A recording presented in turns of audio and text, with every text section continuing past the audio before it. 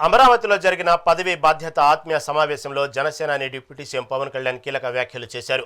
పోలీసులు కొడుతున్న పార్టీ జెండా వదలని మహిళకు పదవి ఇచ్చానని గుర్తు చేస్తూ పదవి కంటే బాధ్యత గొప్పదని స్పష్టం చేశారు.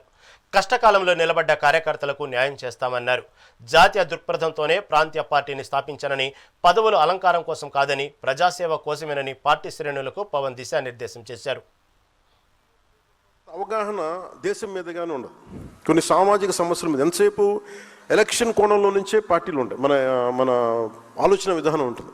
దానికి విభిన్నంగా ఒక పార్టీ నిలబడాలంటే ఏం చేయాలి, ఒక పార్టీ బలంగా వేళ్ళునుకుపోవాలంటే ఏం చేయాలి, నా తపనంతా ఇదే ఉంది. నేను ఆల్మోస్ట్ ఒక 23-24 నుంచి నేను పడ్డ తపన, కొన్ని అనుభవాలు అన్నీ కలిసి ఈ రోజున ఇన్ని దాదాపు 4,000 మంది ఈ రోజున పదవులు వచ్చినాయి. ఇన్ని ఎమ్మెల్యేలు కానీ, ఎమ్మెల్సీలు కానీ, మంత్రులు కానీ ఇవన్నీ ఉన్నాయంటే ఇది ఒక పవన్ కళ్యాణ్ అనే వ్యక్తిది కాదు. మనందరం క్యారీ చేస్తున్న ఈ భావజాలం తాలూకు శక్తి, మన పోరాట శక్తి, మన పోరాట పటిమ. అంటే ఉదాహరణకి ఈ రోజున మన రౌడీలను వెనకేసుకొచ్చే పరిస్థితికి వచ్చేసింది. నాకు ఎప్పుడు కూడా గత పార్టీని తగ్గించడం కూడా ఇష్టం లేదు. ఉదాహరణ సామినేని ఉదయభాన్ గారు ఉన్నారు, పెండెం దొరబాబు గారు ఉన్నారు, కిలా రోసయ్య గారు, అలాగే జయమంగళం నుంచి ఉన్న వెంకటరమణ గారు ఉన్నారు. వీళ్ళెవరూ కూడా గౌరవప్రదంగా ఉండేవాళ్ళు. They are career politicians, there is no doubt about it. కానీ వాళ్ళకి గీతలు తెలుసు. వాళ్ళకి అలాంటి వ్యక్తులు వాళ్ళ దాటికి ఇమ్మడలేకపోయారు, ఇబ్బంది పడ్డారు.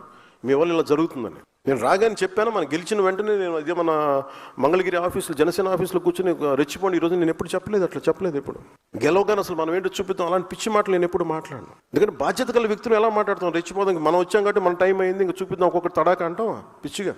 ఆ బాధ్యత ఉంటే మనం ఎందుకు ఈ స్థాయి దాకా ఎందుకు వస్తాయి? మన ప్రజలు నమ్మారంటే నువ్వు బ్యాలెన్స్కి వెళ్తామని కదా. సో నాకు ఆ బ్యాలెన్స్ని మీరు సమాజంలోకి మీ పదవి ద్వారా తీసుకెళ్ళండి. నేను ఒక కులం గురించి మాట్లాడుతున్నానంటే ఇంకో కులాన్ని ఎప్పుడు పెంచడం కాదు, ఇంకో కులాన్ని తక్కువ చేయడం కాదు, ఒక వాస్తవాన్ని మాట్లాడుతున్నాను అంతే. అందుకని నేను ప్రత్యేకించి కులాల గురించి మాట్లాడేటప్పుడు మన పార్టీని ఎలా చెప్పాలో తెలియట్లేదు నాకు. వాళ్ళ పేరు కూడా చెప్పడం పెద్ద నాకు ఇష్టం లేదు.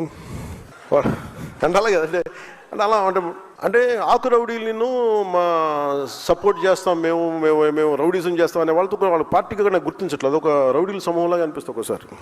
సారీ టు సే, నా ఉద్దేశం అలా అలా చేయకూడదు కదా అంటారు.